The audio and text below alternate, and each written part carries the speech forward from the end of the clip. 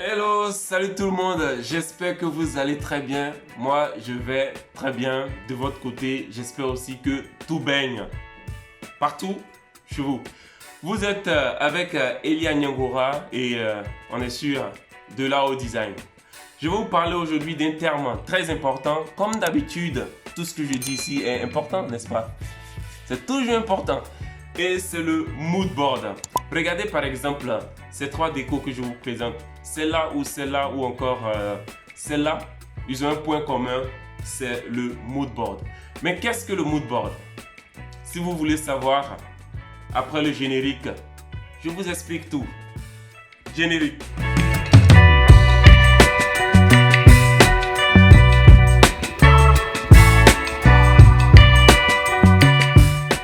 Hello, salut, c'est Elia Nyangora. Vous êtes sur de l'art au design, la chaîne qui parle d'architecture d'intérieur, de design d'espace, de design en général et aussi de l'art. Aujourd'hui, nous allons parler de mood board.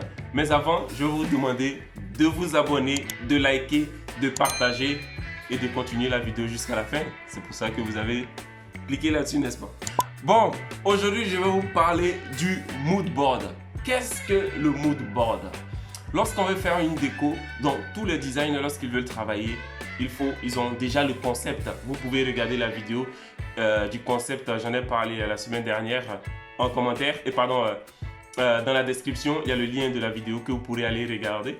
Mais aujourd'hui, maintenant que nous connaissons le concept, comment est-ce qu'on travaille avec un concept?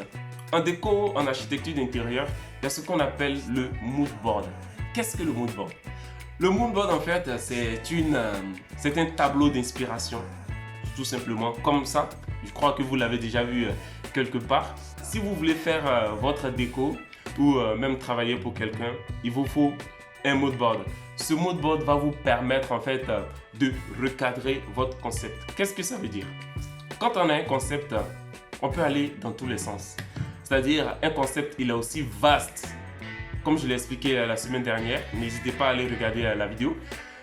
Il est tellement vaste que si vous ne recadrez pas votre projet, vous allez aller dans tous les sens. C'est pourquoi on fait un mood board. Donc, le mood board, en fait, c'est un tableau d'inspiration qui va vous permettre de visualiser votre projet ou qui va vous permettre de visualiser votre concept. Par exemple, on est parti avec la notion de l'eau la semaine dernière. C'est la même chose, vous utilisez des images qui sont en rapport avec votre concept, avec l'eau et tout ça.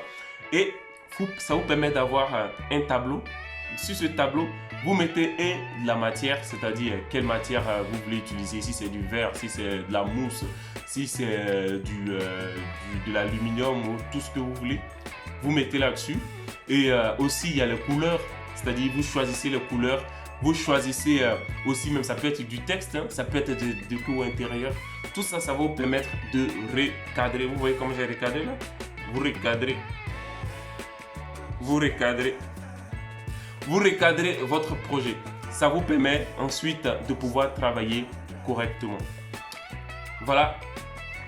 Très court, très rapide. Comment ça se fait un mood board? Vous avez maintenant votre concept. Vous allez sur Pinterest, généralement c'est sur Pinterest.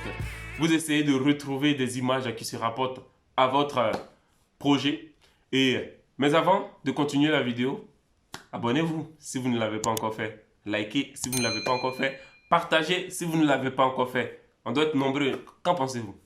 Donc je reviens pour dire, si vous allez sur Pinterest, vous sélectionnez des images de fauteuils, des images de fauteuils, des images de déco et ça vous permettra de faire votre mood board. À partir de là, lorsque vous allez commencer à travailler, même si c'est pour une déco d'un appartement, d'une maison, d'un restaurant, d'un hôtel et de tout ce qui est comme espace, vous saurez comment.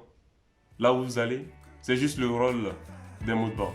Dites-moi ce que vous en pensez en commentaire, critiquez-moi, posez-moi des questions et je me ferai fort de vous répondre. Abonnez-vous, likez, partagez et restez sur de l'art au design.